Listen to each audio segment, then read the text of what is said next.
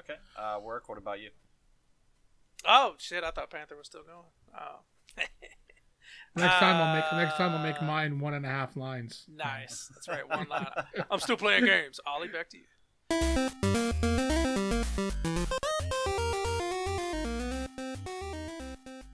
Hey everybody, and welcome back to 4-Player Co-op. I'm Gladys, and we have finally got all the boys back into the podcast. Say hello, Cryptic Panther. Hey everybody. Doing work. What up? And Uberyoutuber. What's going on, everybody?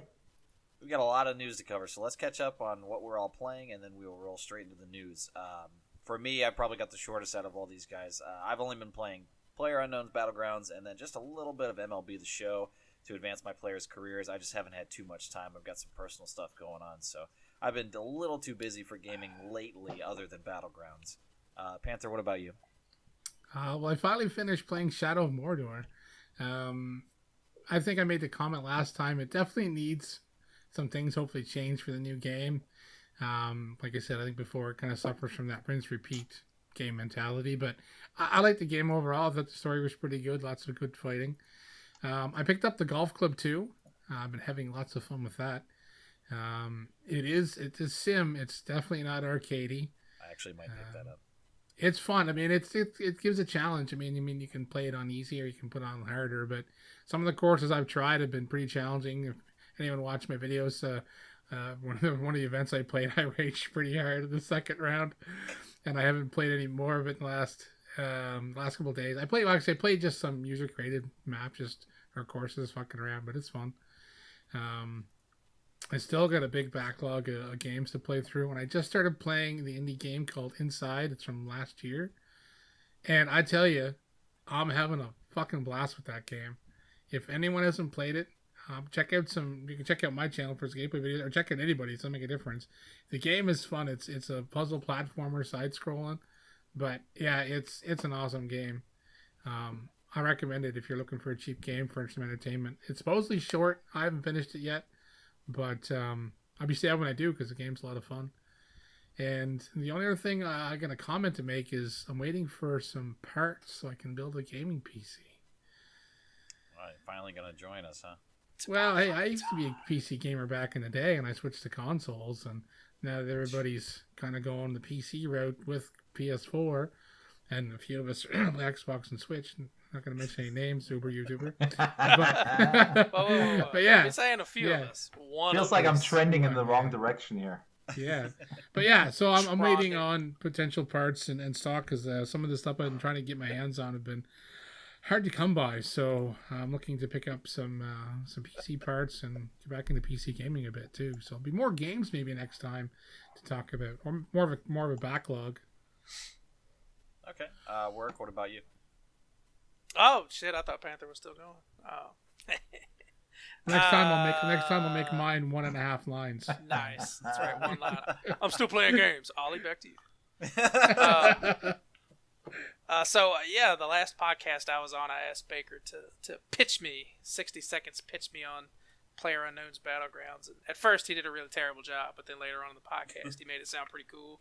So I went ahead and picked it up. It's awesome. I've been playing it a lot, and it's pulling me. I'm finding myself playing my PlayStation less and less, and my PC more and more. So that might be the gateway drug, as it were.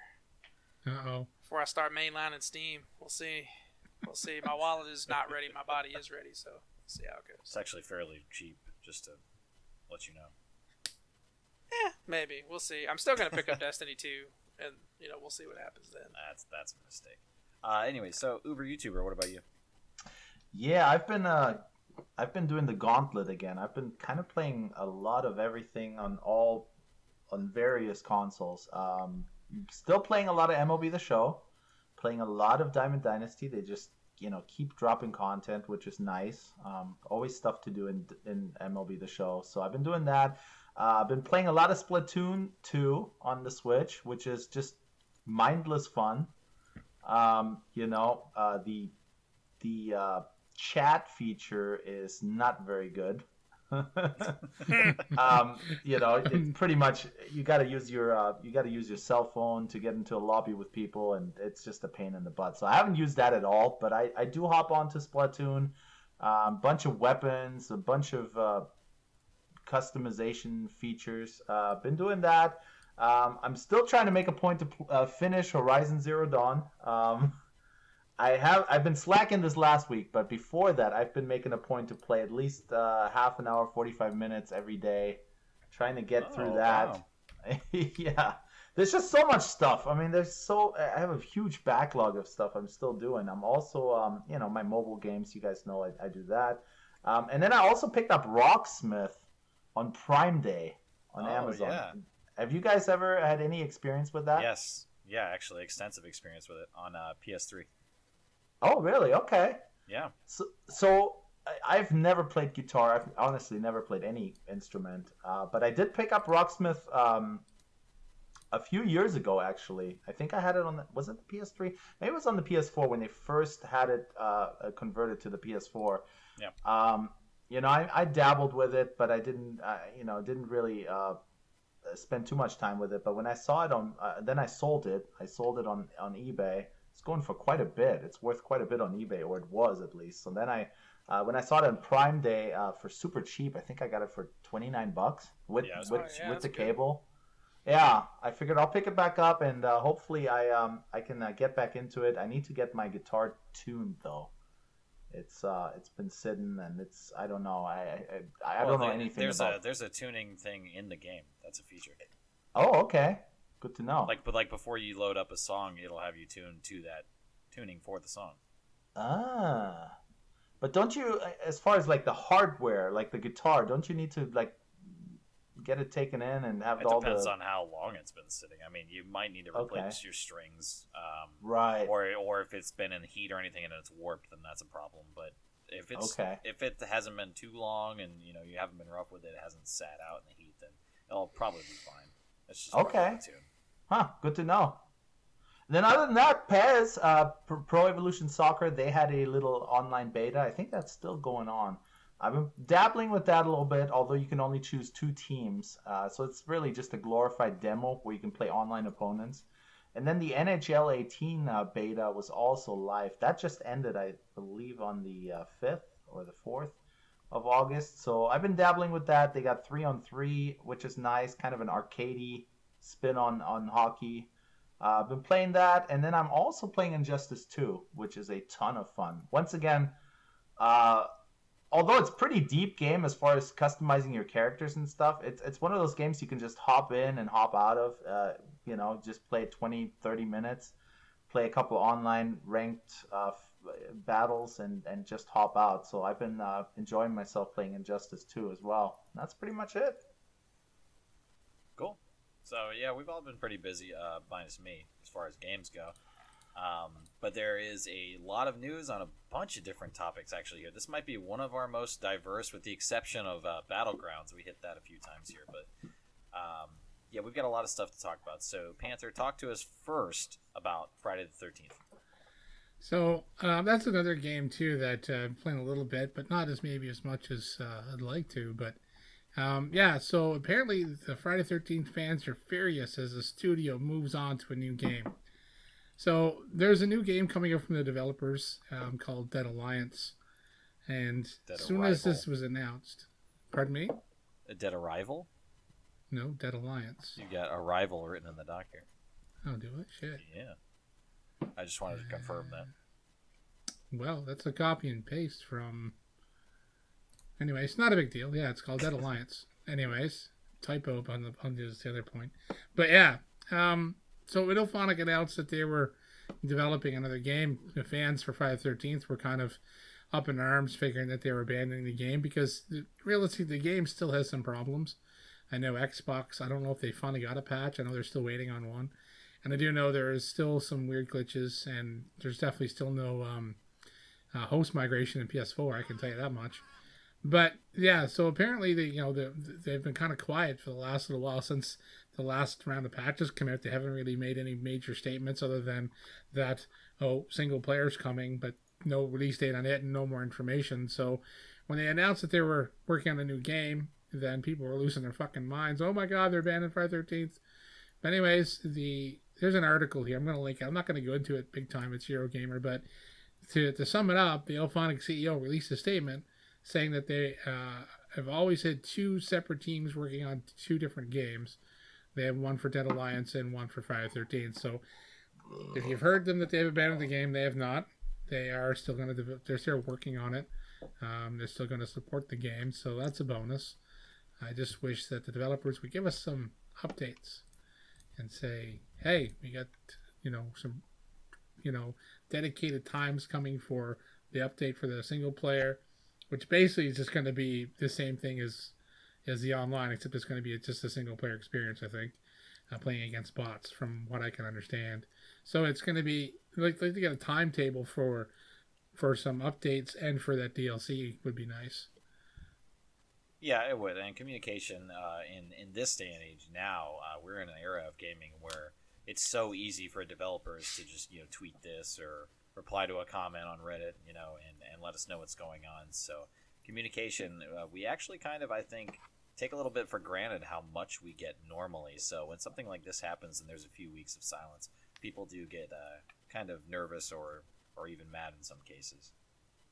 I don't even know that it's a few weeks of silence. I feel like the communication has been just like dropped ball after dropped ball, especially from Gun on this whole thing. They had mods in the F13 subreddit. There was crazy bans happening. It's been a PR nightmare.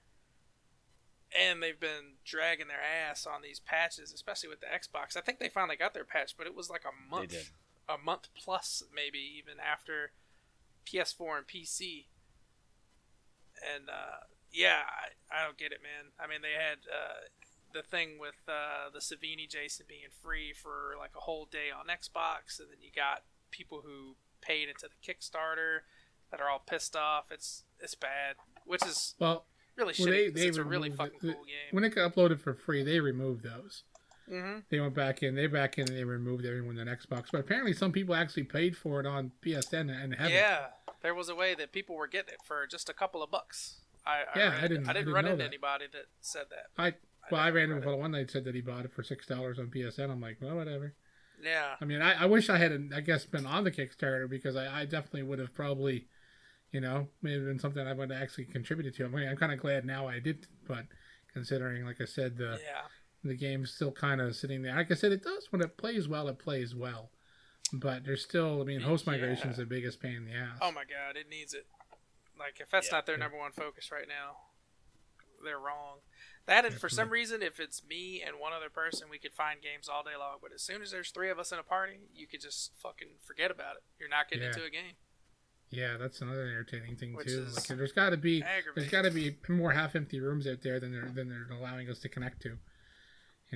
I'd love to get a full-on 8-player party some nights. Everybody can get in, and we could actually get a full-on game going for a couple hours. Yeah, the game is a lot of fun. So especially with our friends. Yeah, definitely Ilphonic if you're listening, or Gun Media, whoever's listening to this, get your shit together. Before you become a penis topic on this podcast. Exactly. Right. Don't make me figure out where you're based out of and give you a go fuck yourself. So I'll do it. Ask the dudes who live where Nintendo's made. I'll do it. Yeah, that's right. I'll curse your company. All right. All right. Hit us with the next topic. This is for Call of Duty World War II. Yeah, jumping from gun media to racism. This ought to be an easy transition, I guess. So apparently, and I'm just going to gloss over this, we'll link to all of these articles in the description of the video. But there was a tweet from a guy named Zach V here that says, let's see, he's talking about the swastika usage or lack thereof in the new Call of Duty World War I or World War II game. It says it was used as a medal in the 1930s by the Nazi regime, which by that time had the swastika as their symbol. Plus, previous Call of Duties had them. And he's right. I remember pretty much every iteration of the game that had Nazi zombies, there were swastikas in the game. But for whatever reason, they've decided to remove them. And the story here is that Sledgehammer Games co-founder Michael Condrey basically accused the dude of being a closet Nazi, as the article reads here. It says, this threw reads a to lot me of shade. as, quote, I want a more racist and hateful symbol that helps me better associate with mass murder, end quote. Is that your position? Which is pretty fucked up. Wow. Twitter, that's triggered. Yeah. I mean, that's crazy. And the dude pretty much came back. He didn't apologize. He just kind of said, this is not what I intended. Like, you're taking my words out of context. His point is, it's a World War II game. You're calling this game mode Nazi Zombies. If you're going to call it Nazi Zombies but not have a swastika in there, why not just call it German Zombies or call it literally anything else? If you're going to say the word Nazi, people are going to associate it with a swastika any fucking way. Right. I get what he's getting at. Yeah, the original tweet seems more of a question of authenticity type of tweet. Yes. And then the rebuttal seems more as he got real triggered and very defensive. Very triggered, like the mother of three that comes into the grocery store with the bad haircut that says, "I want to see the manager." Yes. That's Bob. That attitude. That's a Bob haircut. Yes. Or a pixie. You see that a lot from pixie haircut guys. So there's all kinds of things. I mean, this guy says, "Way to go, Conjure, disrespect a fan," with a very hypocritical statement after twisting their words. Twitter exploded. Twitter pounced, and good, they pounced. Rightly so. We had this discussion on one of our previous podcasts on the use or the non-use of the swastika, and yes, we did. I mean, that was a good discussion for us, and to see a developer just so blatantly be, I don't know, dismissive and disrespectful of a, as you said, a question of authenticity, not even like a, hey man, why is there no swastikas in here? I don't know. Like, if it was be different if the attitude of the original tweet was in more of a careless or even, an ignorant, hateful type of way. Right. But there is no grounds at all for the response that he received from that developer. Absolutely That's not. Ridiculous. Yeah, and it's interesting. I don't know if you guys read the article, but there's an update at the bottom, and it says that it appears Michael Condrey also told a black gamer he needs to be more, quote, inclusive and welcoming, because the black gamers suggested not to have black female Nazis in the game.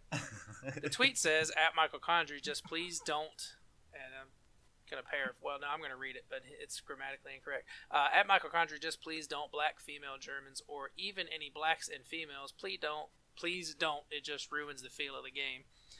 Worded very poorly, admittedly, but there were no black German female officers or soldiers, so I get what the dude's coming from. And Conjurer's response says that your bio says you're a young and aspiring YouTuber, so view this as a coaching. Be a citizen of the world, my man. Be inclusive and welcoming. Again, completely skirting the fact that the guy is admittedly poorly calling out the authenticity. Mm-hmm. Right, but yes. I don't know. I mean, people just seem to want to find everything to be triggered about. It's a fucking video game. Well, it's not people that are being triggered. It's the developer, though. Well, these are valid points. The reason I brought up the previous podcast, not the previous one, but the earlier podcast about this whole thing was YouTube and Reddit went completely fucking insane over this for like 3 or 4 days. It was every time there was one video posted about COD, whether it showed just a clip of someone running down the fucking hallway, and there was an American running down a hallway with not 1 ounce of this, symbols anywhere. People were screaming, where are the fucking goddamn swastikas, and what are these women doing here? And like, it's holy fuck, it's a multiplayer game, action war game. Who cares? You're playing, the campaign has the swastikas, the campaign has, it's all white men, so there you go. Go worry about the campaign. Well, I don't know. I can't agree with you fully on this. Actually, I mostly don't agree. I don't know. Like, it doesn't bother me either way if they're there or they're not. It doesn't fucking piss me off. Well, it pisses me off the attitude of everybody else. Blowing everything out of proportion. Here's where I'm coming from. Is you're arguing that the game's the game and the content doesn't have to be accurate, and that's fine as an argument. However, the single and multiplayer are paired as a dual experience for the same game, for the same game world. and that game world is set in what's supposed to be an authentic World War II setting, which includes the nations and the armies and the soldiers and all the iconic imagery that we know. So pairing multiplayer with that, it's out of step and does take me personally out of the experience to have things not included that were part of that. So, for example, if you were playing some type of Roman gladiator game and the single player was authentic, it was great, you get on the multiplayer and you've got handguns. That takes me out of the experience. You know what I mean? It's not the experience that I'm sold on and that I expect for that. That's fine. But I mean, like I said, the way that people went on, that it was swear that someone walked in their house and just fucking punched them in the fucking balls because the game didn't have swastikas and had females in the multiplayer. And the thing that they've already made the statement of why there's no swastikas in the multiplayer is because then they can't fucking sell it in every country because countries ban that symbol to be used in anything but actual, I do believe it's like history-based information. And Germany is one of them. Germany bans that symbol to be used. To me, this feeds into how big of pussies we've all become as a society. Everybody's so quickly offended, and it's just, to me, video games just like movies, just like music. That's a form of art, and if you are trying to represent something that is from from a past era, to me, you should represent it as authentic as possible. I know, but you're always going to offend somebody, and that's just, gosh. I don't have an issue with them. If they were in the game, I wouldn't care. They're not in the game. I'm not buying Call of Duty World War II. I'm not fucking buying the game. I'm never playing the game. But because it's just a reskin COD game. That's all it is. I was hoping for something better, and it's not. But people went like completely and utterly lost their fucking minds over this for no reason. Like they were blaming Sledgehammer. Oh yeah, the fucking developers a bunch of pussies. They won't put that in the game, and they got to put women in there because they're told to. By like you fucking shit all over the developer. But Activision isn't doing this. Like this, they are attacking. I mean, this guy, this Condry guy, had no right saying what he said in either one of his tweets. Yeah, I mean, come on, that. Like I'm not defending that guy at all. Now this guy's the hero or something, I'm not defending him, and like I said, it doesn't bother me either whether they're there or they're not. It's the way that people seem to lose their fucking minds, and it's not because video games are art. No one made that. No, the only people that made that comment that I heard, like one person, through two people on Reddit after I made a comment, and you guys on the podcast. All the other comments on Reddit and all the other comments on YouTube were just people being fucking assholes and freaking out and calling everybody names, and it was just nothing but racial and fucking slurs back and forth over all this because of a symbol not being in a multiplayer version of the game. But see, not having it allows them to sell it and be available in every country, so that if you jump online and you have friends in Germany, you can play the game with them. Well, have none of their past games ever sold in Germany? I mean, this seems to be the only time I've ever heard of regions being excluded for this. I mean, because was it Germany or was it Australia that was the problem? I know Germany. The swastika is not. It's illegal there, and I know even going as far back as Wolfenstein, which had it, prominently everywhere. The German version, I played it in Germany. The German version, it has the Iron Cross. It just had the cross, It would just and that's exactly what they have to do. And so for single player games, they have the same, like the Call of Duty World War II, COD, World War II, you want to call it. When it goes to Germany, their single player is going to have Iron Crosses. When it's sold in other countries that don't allow that symbol to be used, it's going to have an Iron Cross. Sold in North America, it's going to have this swastika because it's allowed here. So it's not the developers not wanting to put it in the game. It's the fact that they can't and sell it in every country. So they're at an impasse. How do they make it so that everyone can be inclusive in the multiplayer? Do they limit their audience or piss people off? Yeah. So you can't, because there's no way if you're in Germany and the next country over allows the symbol, then it's going to be, I can't play with my buddy across the fucking bridge because I'm in Germany and he's not. So the online, to me, it's like, are you really that concerned running down a road shooting somebody in the back of the head with a MP, what the hell is the MP44, whatever it is, and are you really worried about the swastika hanging from a flag or an Iron Cross? Does it really ruin the multiplayer of the game that much. So I'm looking at no. For Wikipedia me, now. it's the deeper symptom that bothers me. Oh, it does. It does me too. Like, I mean, censorship fucking blows, and I don't believe in it. So, censorship's an issue all the time. But like I said, people that went completely overboard and lost their minds and was like threatening fucking Sledgehammer. They were threatening Activision. They were never buying another fucking game. Like, they were just going from one end to the other extreme. And it wasn't because, oh, well, games are art and it deserves to be in there because it's factual. It was always, well, what's SWASTIKAS in there? I'm thinking, well, jump on any other online game in the world where you can create your own icon and have fun, because every fucking second 13-year-old has to make a swastika for their icon and think they're edgy and badass. And they're just sad and pathetic. How many of those did I see in Battlefield 1? Lots. Oh, yeah. It's just sad. So the Wikipedia page, there's actually a law in Germany, and I'm just going to read it briefly here. It's like 2 or 3 sentences here. So Section 86A outlaws the use of symbols of unconstitutional organizations. There's another German word here, the agitation of people. There's a comma between those two. Comma and Section 131, instructions for crime. In the official list, these 3 sections are always bundled. And here's the meat and potatoes. So any game that contains swastika flags and or any depiction of Adolf Hitler is listed alongside racist propagandas. They basically directly equate swastika or any depiction of Hitler as racist propaganda. So any game that includes that is not legal for sale in Germany. That's pretty nuts. But again, this is, I think, the most I've ever heard of it. And there's plenty of other games.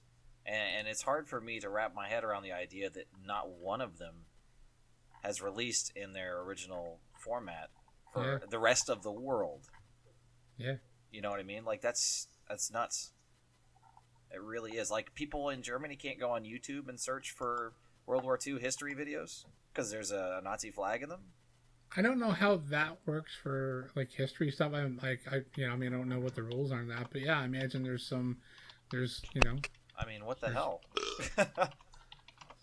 Jeez, who's typing on a 1985 typewriter? Oh, that's Baker and that gangster ass Lenovo he's got. No, not me.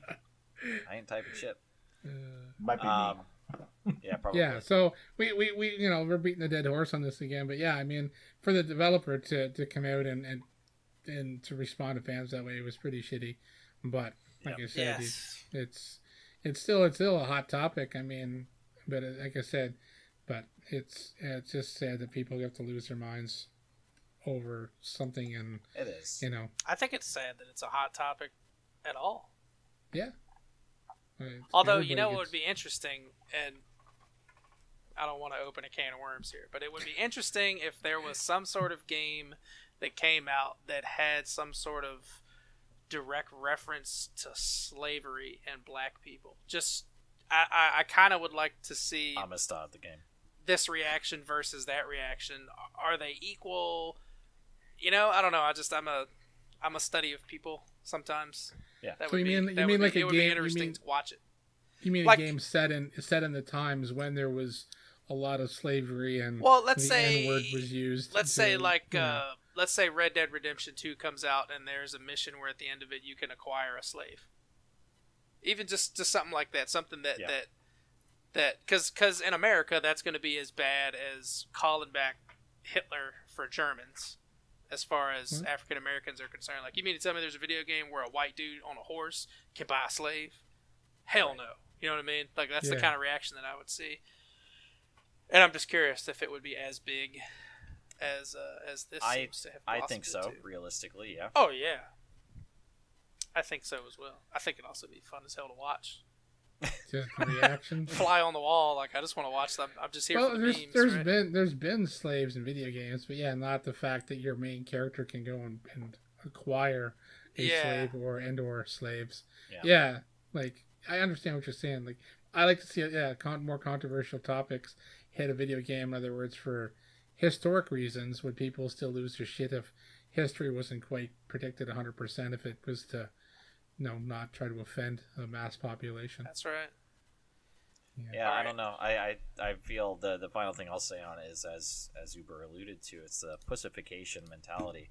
It's that things that Yep. really happened that people I feel like need to know about. You know, the Yep. easiest Oh, I way do to too. repeat the past is to, be ignorant of it. Those who forget history, right? Yes, Dude. exactly. So to me, that's the supreme important. Like I said, point. I have no problem. Like I said, I feel like if it's in the game, like if it's a history based game, it should be there. That's fine. I don't have a problem with it, but I understand why it's not there in the multiplayer, so that everybody in the world can be inclusive. And it's not the developers' fault. It's the fact that the German people, not just Germany, there's other countries too that have banned the symbol.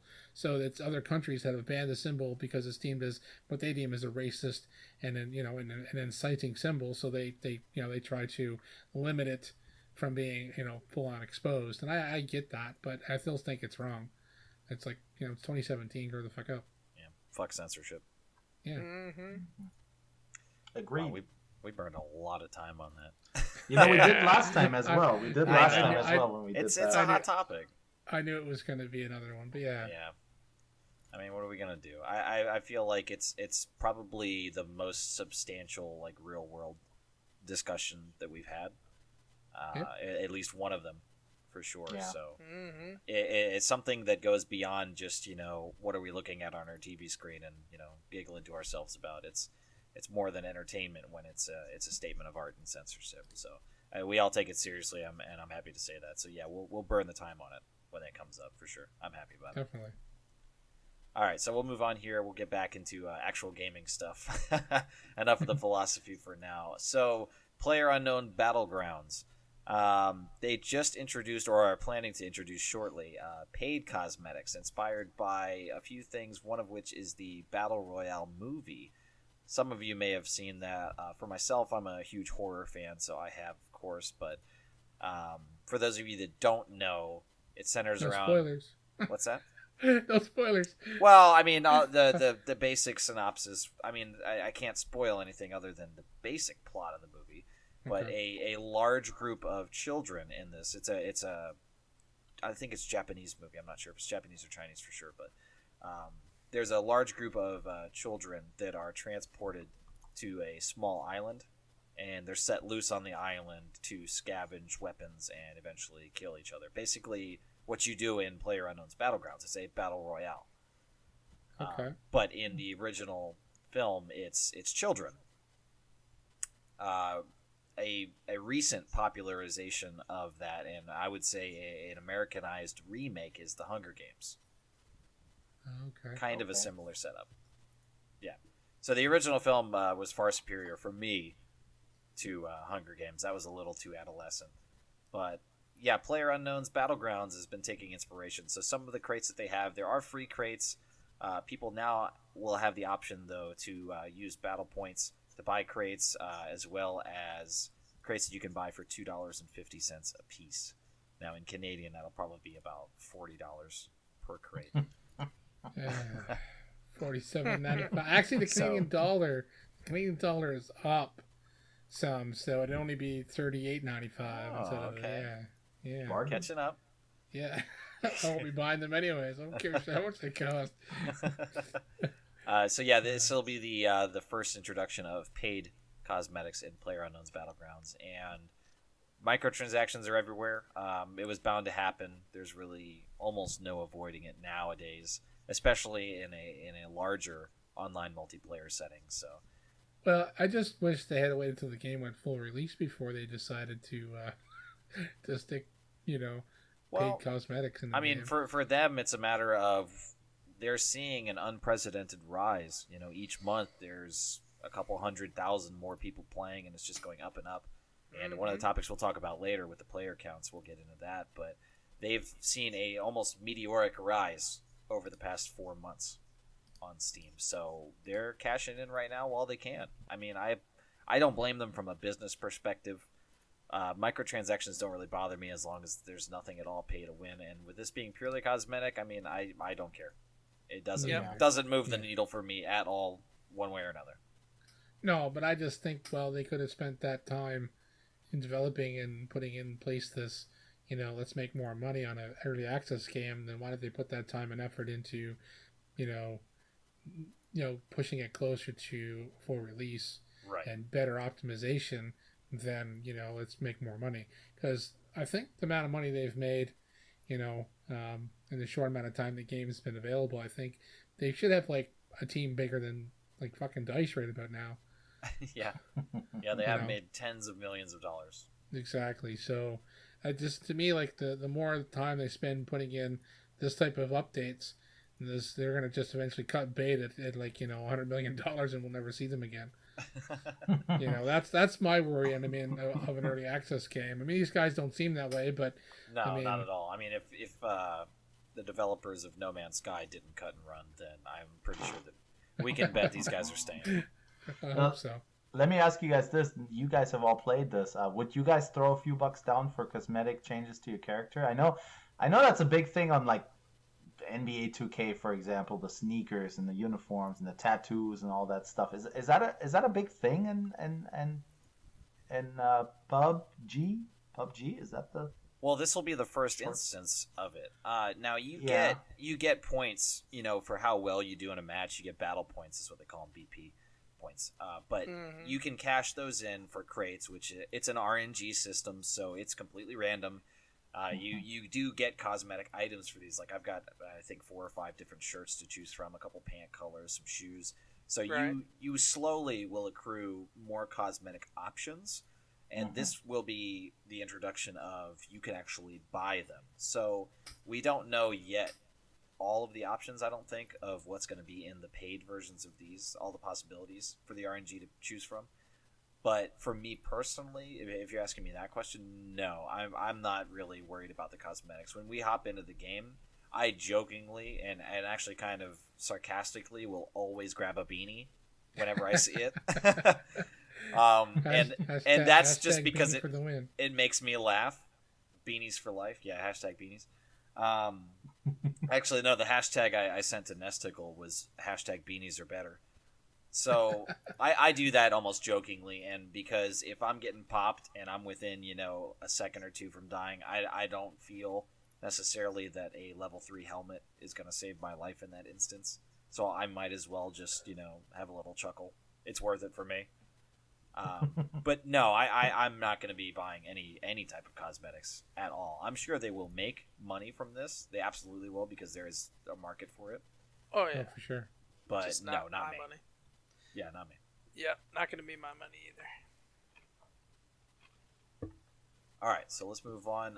Uber, you can talk to us about something that only you have played here. Talk to us about NBA Playgrounds. Yes, NBA Playgrounds. I've actually only played it on the Nintendo Switch, which seems to be lagging as far as the updates are concerned. However, updates lag or the console lags? Hey. However, Saber Interactive, the company who makes NBA Playgrounds, just announced they've sold 500 units, across all the platforms. 500 units. That's impressive. Oh, did I say 500? I'm hammered. Hammered drunk. 500,000 units. Sorry. 500,000. Shit. 500,000 units sold worldwide across, PlayStation 4, Xbox One, Nintendo Switch, and PC. So that's a pretty large number, considering this is their first game that they've self-financed and self-published for modern platforms. Also, the NBA license, that couldn't have been cheap. So that was kind of a gamble, right, on their part to go for a licensed NBA game. But it looks like it's been a success, and I think a big part of this success has been the constant updates. And they have another big one coming. I believe it's not out. It may have just dropped, but they're going to release another 33 players. They're also going to add a 3-point contest, which is pretty cool. And then the other thing that they've done, which is pretty interesting, is they have introduced some of the more well-known YouTubers, NBA, 2K, as well as Playgrounds YouTubers. They have actually created characters for them in the game to use, which is kind of neat. And that's kind of I guess it's a new day and age. I mean, how we promote video games, and I know YouTube is a big part of that. So they've actually made some YouTubers playable characters in the game, and I think that's also helped them promote the game quite a bit. So they've that's done the quite a first I'm bit. hearing of it, and that actually is, I think, really smart marketing right there. Absolutely. Yeah, absolutely. And I think them keeping the game fresh with all these updates and continuously introducing new players has really helped the longevity of this game. So 500,000 units sold, quite a bit. I'm actually surprised by that number. That's pretty large. But it's good to know. I mean, that's great, actually. I like that. That shows that there is room in the marketplace for little indie sports games still, which, you know, for a while we didn't think was possible anymore with the licensing and all that. So, Well, yeah, look at Super Mega Baseball. Like they're coming out. Hopefully, that's going to be coming in hopefully this fall. I right. follow them on Twitter and haven't seen any release dates, but they're working on it. They made big updates to the game, but yeah, they're not licensed, so they don't have any MLB licensing. So being an indie developer, that saves them money by not going after licensing. But I mean, I guess when you're talking sports games, having the legit players sometimes helps. But I don't know. I mean, it's like the NBA Playgrounds is a little arcadey. You know, it's got the cartoony type features of the characters and stuff. So Yes. even if they didn't have the NBA licensing, I think the game would still probably be popular, but maybe not as, because that the recognition wouldn't be there for, you know, having the actual NBA players. But yeah, it definitely a step in the right direction for someone that small to fund their own game and get a license like that and actually, you know, make some sales. Yes, absolutely. Yeah, that's awesome. Well done for them. Okay, Panther, talk to us about the God of War PS4 preview. So they're changing. You know, they've talked about the change Kratos gameplay and more prequels planned or pre-planned sequels for the God of War. So anyone that's been living under a rock, the new God of War is set in a different time. It's gone Viking age. Yes. They've updated the graphics. I mean, from what we've seen from gameplay so far, the game looks just amazing. I think the story hopefully is going to be as awesome as it was in the past. But they are actually, you know, they talked about, having a bigger game and more fleshed out game than ever before. So they really put a lot of thought and effort into, you know, changing the game without actually changing the game. To me, it seems like they've pushed the boundaries of what they can do for, you know, for storytelling overall what they've done in the past now with Kratos having a son and, you know, having to go through the change instead of him just being out on his own and being the badass he now has a son to take care of.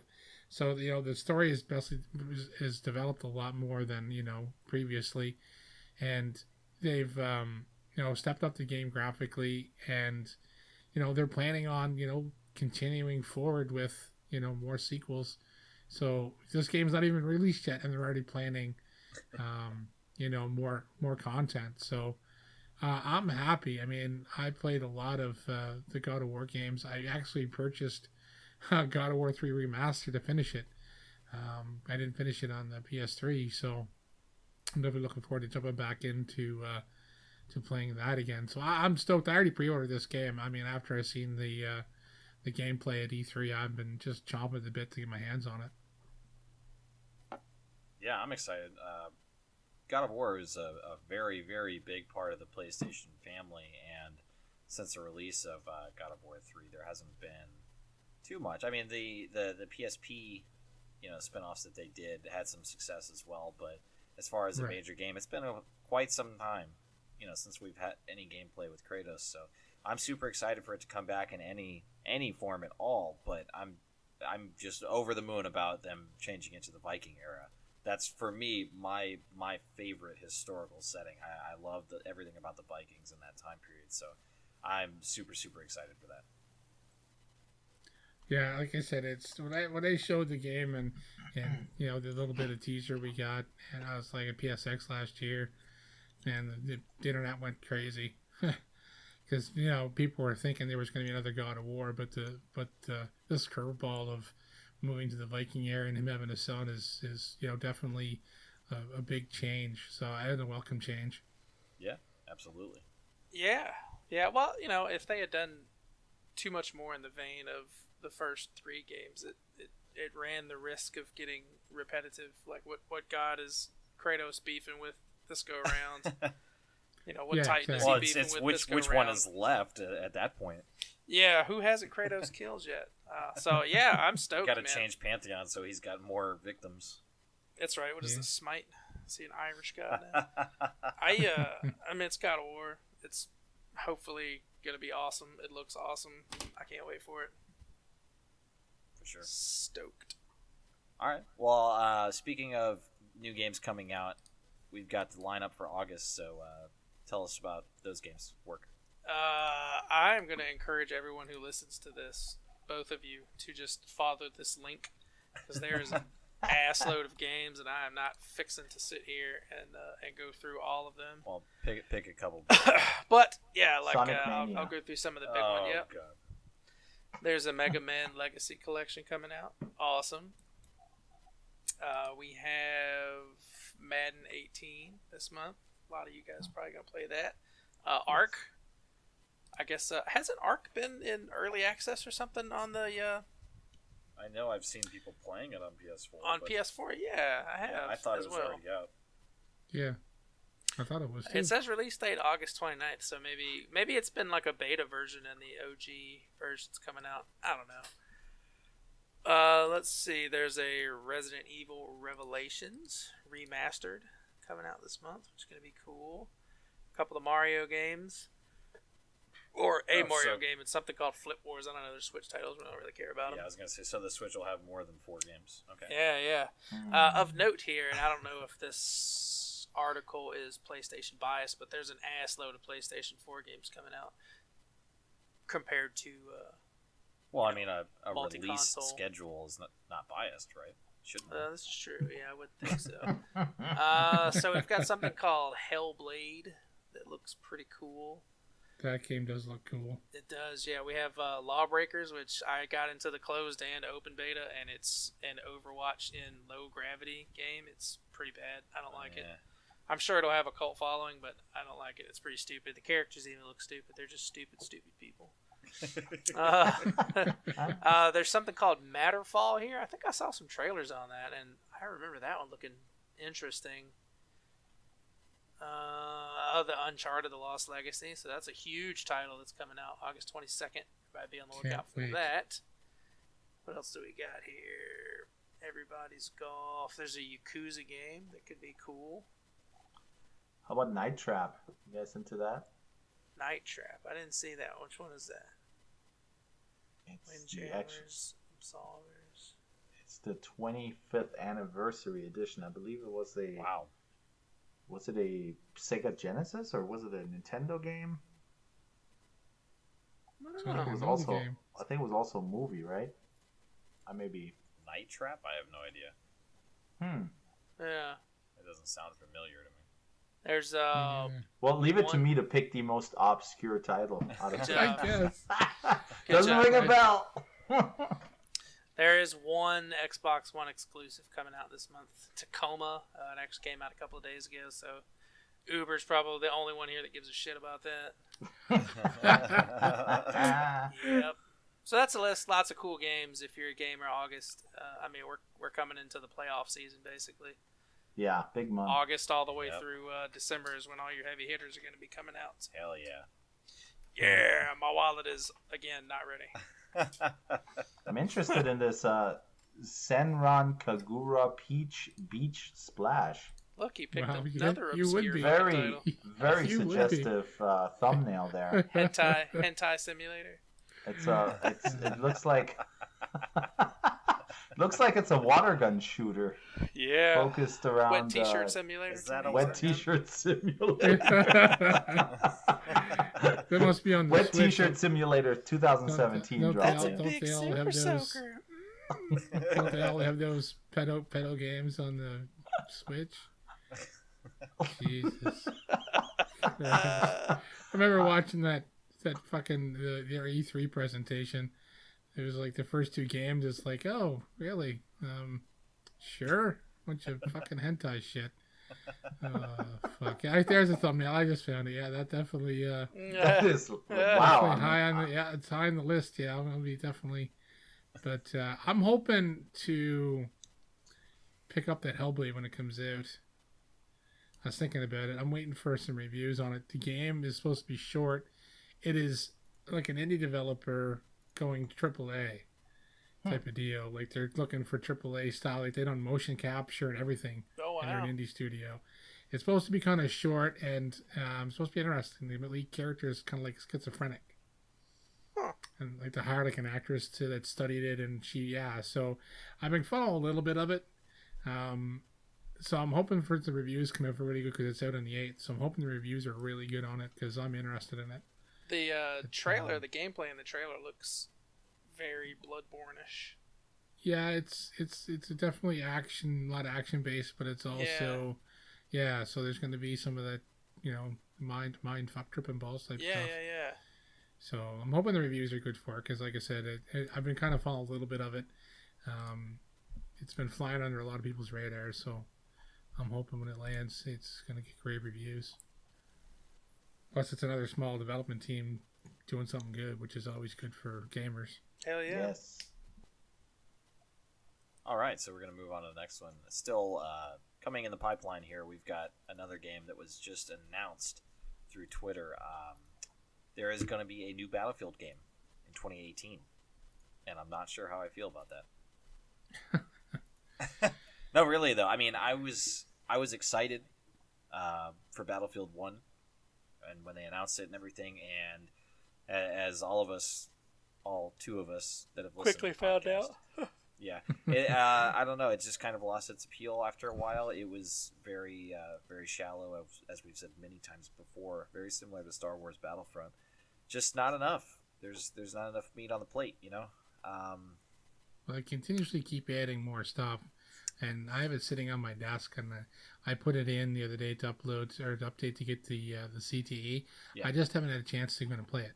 I've been, like I said, trying to finish a couple other games and to get those backlog finished because I have games that are pre-ordered that I'm like, how am I going to play all these games? Mm-hmm. So it's been tough to try to get back into Battlefield, and knowing that I only have very few limited friends on my PlayStation right now that are still playing it.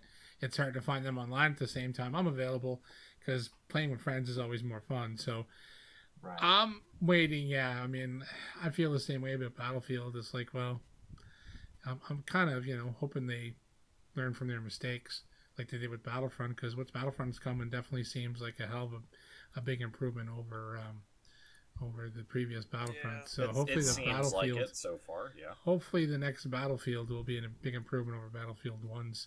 You think we're going to go back modern? I think they're going to. I don't think they're going to go World War II. I see them possibly going forward. I don't think they're going to go too far forward, but I think I could see, like a 2025 type deal or something. Maybe. Mm-hmm. 21. I'm thinking they 21, might. yeah, like a 2143 now or 2144. Yeah.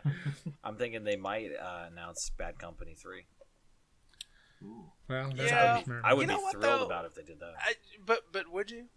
Yeah, Why? I would, because the Bad Assuming- Company. Go ahead. No, you go ahead.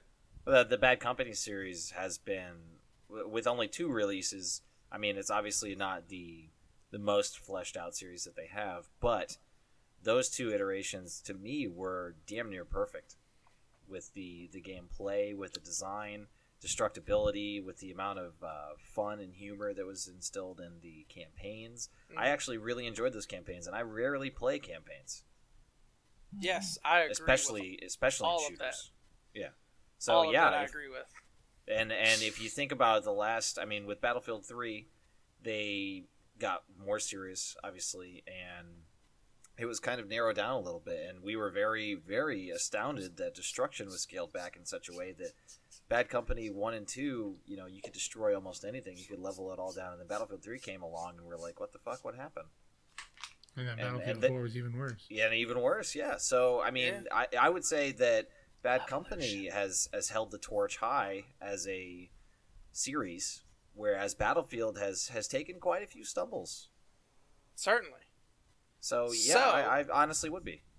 Knowing that it's the same company and the same people, who's to say that Bad Company 3 wouldn't come out and be more of the same shit we've had for the last couple of years, though?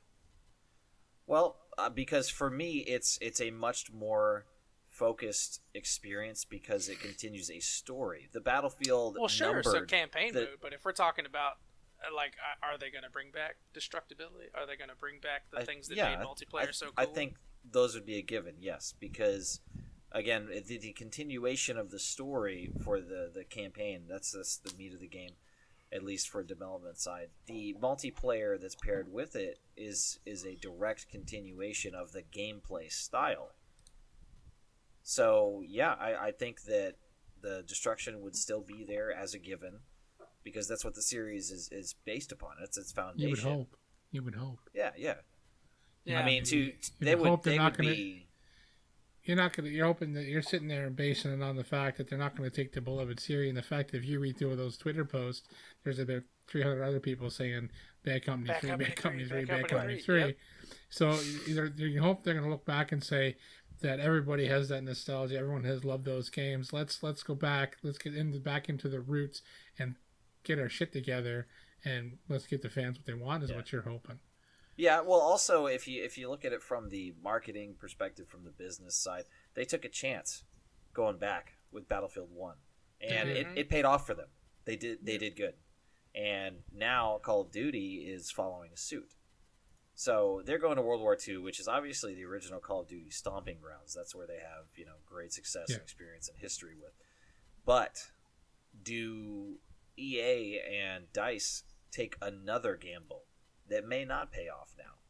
I don't know that I can say that they would feel more secure in that or returning to a very successful and long-awaited return to an older franchise. I mean, I feel like the legacy of Bad Company is still very, very much valued and revered, and there's a lot of bankability in that. Oh, yeah. I'm totally cool with it. I just hope they don't give it the same... I hope it's not just, Battlefield 4.5 with a Bad Company 3 logo like duct taped over. You know what I mean? Right. If it's a true sequel to Bad Company 2, I'm in. Yeah. So yeah, I mean, I don't know. Obviously, there was nothing confirmed. The actual tweet here from Battlefield Bulletin is at EA's fiscal year 18 quarter one investor call. Andrew Wilson confirms that, quote, the next great game in the Battlefield franchise, end quote, will be released in 2018. So it's in active development. It's probably pretty far along. So obviously they're going to have their setting already. We're just waiting for more information until they actually announce. But yeah, I would like to see. I wonder if we'll see anything in PSX. Maybe. Yeah, I think probably E3 next year would be too E3 late. for sure. Well, or EA Play, rather. Yeah. Well, if they do EA Play again. Well, if they do EA Play in June, that would be prime for a holiday 2018 release. So, PSX would be a good thing. Was that November? It'd be a good place to drop at least some info. Maybe not a trailer, but some info. Yeah, absolutely. Yeah, I could see that. But I would be very happy seeing Bad Company 3. If not, I'm not sure where I would want them to go. If I want them to go modern or stick back to some earlier historical time period, I'm not sure. I'd say what do you think, Uber? 2143. If they're not going to go Bad Company 3, I'd rather go forward. I don't know. I would say that's what I don't want to see, if anything, is because the futuristic shooter has been by far oversaturated and beaten to death. I would not want to see 2143. What about current day warfare? Might be with the way things are going. Might be a good time to drop some current day. Yeah, because I mean the trend that we had for a long time was modern / slightly modern, and Call of Duty ended up really just raping that, and just everything was like 10 years further and further advanced, and now they're flying around and they're in space and jetpacks and all this bullshit. So they just kept getting worse and worse than that. But if we do an actual modern, I still don't like the idea of drones. I don't really want to see those. I don't care for those. For me, I'm just, I guess, a military traditionalist to where I just like the boots on the ground. Fuck all this drop packages and drone bullshit. I just, soldiers fighting is what I like to experience in my military games. Yeah. So I wouldn't like to see anything future or more modern, than what we currently have, even if by a narrow margin. Okay. So, anyways, moving on, probably something that, as we said pre-podcast, Ubery, I think you're the only one that's going to be thrilled for this, but talk to us about the adapter for one of your controllers. Nothing moves the needle more than a wireless adapter. And I'm on it like Blue Bonnet. So Microsoft is going to release a Xbox wireless adapter for Windows 10 here in a couple of days. August 8th is the release date. We're going to put the link in the description. Always do that. $24.99 for that. And it's going to allow you to link up your Xbox One controller to your PC, to your Windows 10 enabled PC, laptop, tablet, and the cool thing is you can link up to 8 controllers at once. And as far as the hardware is concerned, it kind of looks like a one of those Bluetooth adapter, USB adapters that you would get for your wireless mouse. Just plugs right in. You can link 8 Xbox controllers to your PC, which is pretty cool because I know 2K17 is a big game on PC as well, and I don't know if anybody would play that on a keyboard. I don't know how people would do that. So for a game like that, I know shooters are big as far as mouse and keyboard is concerned, but like sports games, racing games, might be a good pickup for $25. Just hook up your controller right to the PC. I'm definitely gonna try it out once it drops here in a couple of days. So yeah. Cool. Okay. So go ahead. I'd like to point out that Sony has had this available for a while, like several months, also for $25. Just well, I mean, as usual, Sony is ahead of the curve. Right. Although I have to say, you can't connect up to 8 controllers at once. You can only, I think it's 1-1. Although it's probably Bluetooth versus the Xbox controllers. What am I going to do with my other 14 hands? Are they RF? Xbox controllers are not Bluetooth, right? They work on a different wireless thing. Yeah, I don't think they're Bluetooth. Yeah, I don't think so either. Now, the question is, how many of you guys have had 7 of your buddies in your living room huddled around your PC to hook up your controllers? I mean, that's like a great buzzword to throw out there, that you can hook up 8 controllers at once. But like, I don't even have 8 friends. I mean, I barely I was know just like 6 about people. to say that. I was like, I don't have that many friends. I don't have that many gaming friends locally. All my fucking gaming friends are online. Does the Xbox One have like PC remote play or anything along those lines? I don't believe so. No, I don't believe so. It's another spot where Sony's ahead. It's true though. Yeah.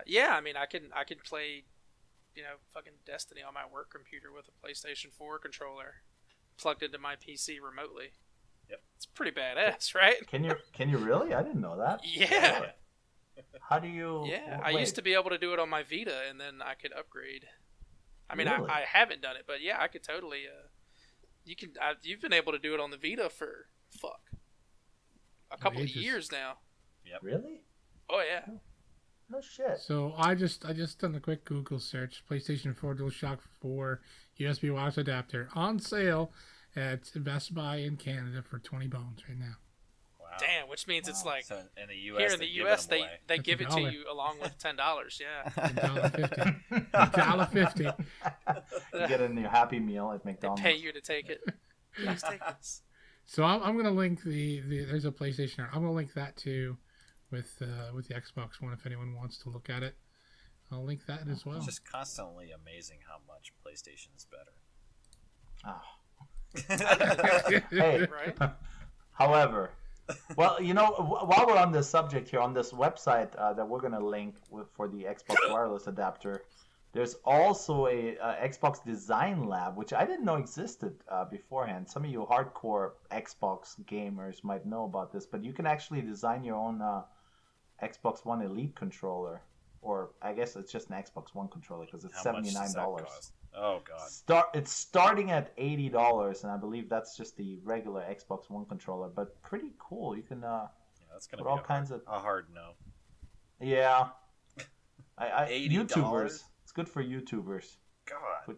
Put your custom colors on there. I'm reaching here. I know. Deep down. Just wallpaper that controller with cartoon penises. Yes. Yes.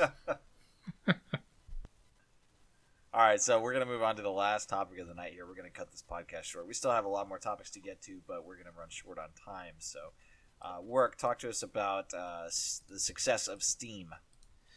Right. So, it's always been the battle back and forth. Who's got more players? PlayStation or Xbox? And nobody's really talked about Steam much. I mean, at least we haven't really. But there's some numbers coming out now that demand attention. Steam now currently enjoys a number of 67 million monthly active players. And by comparison, Microsoft said last month, which this article is August, so that would be July, that it had 53 million Xbox Live users in the most recent quarter. So that's over a total of 3 months. We don't know what that is. There's not a lot of context with these numbers. Microsoft usually doesn't give too much because their numbers are lower. Yeah. So it drills down a little bit deeper. It says Valve shared that it now has 33 million daily active players with a peak concurrent user count of 14 million, which is that's a big number. That's a big number.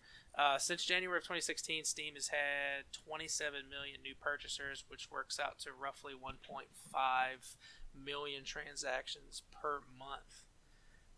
It's worthy of note that a lot of this is due to a 17% increase in Asia and the Asia market with Steam.